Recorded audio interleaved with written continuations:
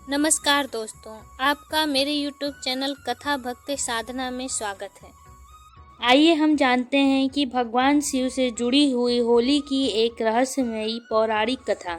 होली हिंदुओं का सांस्कृतिक, धार्मिक और पारंपरिक त्योहारों में से एक है। सनातन धर्म में प्रत्येक मास की पूर्णिमा का ही बड़ा महत्व है और हर साल फाल्गुन मास में यह पर्व बड़े धूमधाम से मनाया जाता है। यह हिंदू धर्म में सबसे प्राचीन उत्सवों में से एक प्रमुख उत्सव है।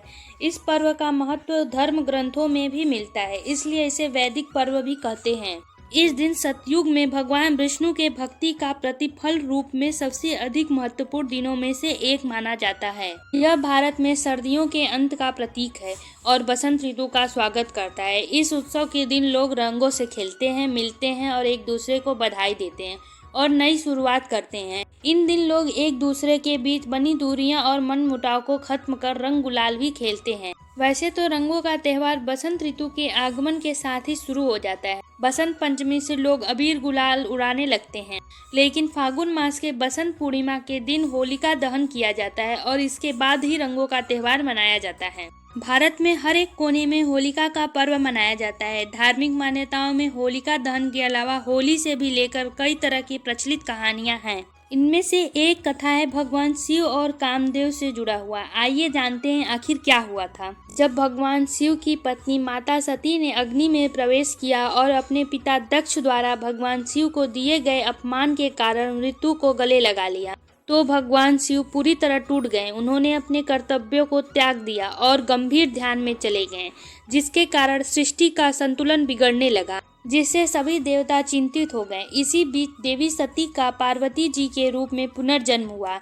हिमालय की पुत्री माता पार्वती शिव जी से विवाह करने हेतु कठोर तपस्या कर रही, लेकिन भगवान शिव उनकी तपस्या पर ध्यान नहीं दे रहे थे। तब देवताओं ने भगवान शिव को प्रभावित करने के लिए कामदेव को भेजने का फैसला किया, ताकि शिव और पार्वती जी का विवाह हो सके। इंद्रदेव ने कामदेव को बुलाया और उन्हें बताया कि राक्षस तारकासुर ऐसे व्यक्ति द्वारा मारा जा सकता है जो भगवान शिव का पुत्र हो। इंद्रदेव ने कामदेव को भगवान शिव के प्रेम जगाने का निर्देशन किया, ताकि वह पार्वती जी से शादी करने के लिए राजी हो जाएं। कामदेव अपने पति रति के साथ अपने कार्य को पूरा करने के लिए भगवान शिव के पास गए। उस स्थान पर पहुंचने के बाद जहां भगवान शिव अपने ध्यान में लीन थे, तभी कामदेव ने पार्वती को अपनी सखियों के साथ आते हुए देखा। ठीक उसी क्षण भगवान शिव अपनी ध्यान से बाहर आ गए। कामदेव ने भगवान शिव पर अपने काम वार का प्रहार किया, जिससे उन पर गहरा प्रभाव पड़ा। भगवान शिव पार्वती जी के अद्भुत सौंदर्य पर मोहित हो गए और उनका हृदय उनके लिए प्रेम से भर गया। लेकिन साथ में ही वह अपने व्यवहार में अचानक आए बदलाव से हैरान थे। भगवान शिव ने अपने चारों ओर देखा। उन्होंने देखा कि कामदेव हाथ में धनुष बाण लिए बाईं ओर खड़े। अब उन्हें पूरा विश्वास हो गया कि यह वास्तव में कामदेव का ही कार्य है, जिससे भगवान शिव क्रोधित हो गए और उनकी तीसरी आंख खुल गई और कामदेव भस्म हो गए। कामदेव की पत्नी फूट फूट कर रोने लगी। उन्होंने भगवान शिव जी से अपने पति को जीवित करने का गुहार लगाने लगी।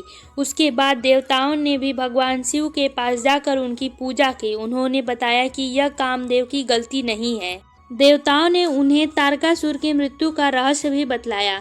देवताओं ने उन्हें कामदेव को एक बार फिर से जीवित करने का अनुरोध किया। तब तक भगवान शिव क्रोध से शांत हो चुके थे। उन्होंने कामदेव को पुनर्जीवित किया। तभी से कुछ पौराणिक मान्यताओं में माना जाता है कि कामदेव के भस्म होने के दिन होलिका जलाई जाती है और उनके जीवित होने की खुशी पर रंगों का त्योहार मनाया जाता है। अगर आपको ये जानकारी पसंद आई हो तो कृपया मेरे वीडियो को लाइक कर दें और शेयर कर दें, साथ ही मेरे चैनल को सब्सक्राइब कर दें। धन्यवाद।